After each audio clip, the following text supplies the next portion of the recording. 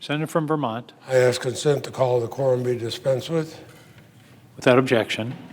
Morning business is closed. Under the previous order, the Senate will proceed to executive session and resume consideration of the following nomination, which the clerk will report. Nomination, Department of Commerce, Robert Louis Santos of Texas to be Director of the Census. Mr. President, Senator from Vermont. Mr. President, the Senate today has the opportunity to live up to its best traditions. We can put our democracy over any political party. Later today, we'll take the first step that could put us on the path to having an open debate about the John Lewis Voting Rights Advancement Act. I have championed and sponsored this bill to restore the landmark Voting Rights Act of 1965. I've done this for years. Today, senators of both parties have the chance to show they're willing to do the job we were elected to do, to debate and vote on legislation. And no legislation could be more foundational to our democracy than that which protects the right to vote. We 100 senators all have the right to vote. Let us exercise that right and not avoid voting on the John Lewis Voting Rights Act. This is such a fundamental part of our democracy. Let's set the example here where all 100 of us know we have the right to vote. Let's make sure we vote and not avoid voting. I hope that we as a Senate will honor the rich bipartisan history around the Voting Rights Act in the name of our hero, John Lewis, in the name of our democracy, in the name of a foundational value that's the bedrock of our country. Just yesterday, we announced a bipartisan compromise in the hopes of building support for the John Lewis Voting Rights Advancement Act. And I'm grateful to Senators Murkowski and Durbin and Manchin for their dedication to reaching this compromise. That bill, which we would seek to advance after proceeding to S4, will fully restore the Voting Rights Act, which is needed after two devastating decisions by the Supreme Court.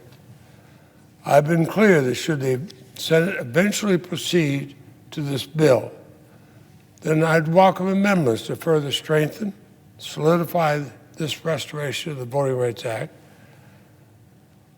which after all has been bipartisan since the first enactment, usually passing the Senate unanimously, being signed into law by Presidents Reagan and Bush and others. But we should at least have that debate. Certainly senators should not avoid debating. And certainly senators should not hide behind some procedural rule so that they don't have to vote one way or the other on the basic rights of Americans to vote. So that's why we're here, to debate, vote on bills. There is simply no reason for any senator to look at their constituents and say that this topic, that of protecting the right to vote, is just too political or too controversial. Not the Voting Rights Act, not a voting rights bill that has a 56-year history of bipartisanship. No senator should act as though they are afraid to vote one way or the other on this. Is that the message we want to convey to American voters eager to know what the Senate is doing to protect and strengthen our democracy? Ours is the longest surviving democracy in history. The American people are watching, the world is watching what we do. Americans expect us to vote, yes or no, not hide behind procedure. Restoring and updating the Voting Rights Act on a bipartisan basis is how we've always done it. The core provisions of the Voting Rights Act have been reauthorized 5 times. Every time it's been with overwhelming bipartisan support of Republicans and Democrats alike. Presidents Nixon, Reagan, George W. Bush all signed Voting Rights Act reauthorizations into law. They touted the profound importance of this landmark law for our democracy. In fact, I remember I was here, the most recent Voting Rights Act reauthorization, than 2006, and the vote, 98-0. We still have senators still serving today, both Republicans and Democrats, who voted to support that legislation. The compromise bill I've crafted with Senator Murkowski follows the very same blueprint of these other bipartisan efforts to restore the Voting Rights Act. I'm aware of the toxic partisanship of American politics today, but I hope that's not going to obscure what has for decades united us as Americans and across party lines. And that's the belief that every one of us should have, that protecting our right to vote, the very right that gives our democracy its name, is bigger than party or politics. It's a belief that a system of self-government, a government of, by, and for the people, is one that's worth preserving for generations to come. It's a belief that government exists to serve the will of the people, not the other way around. So I hope that today we're going to rise above partisanship. Let's do what's right for our democracy.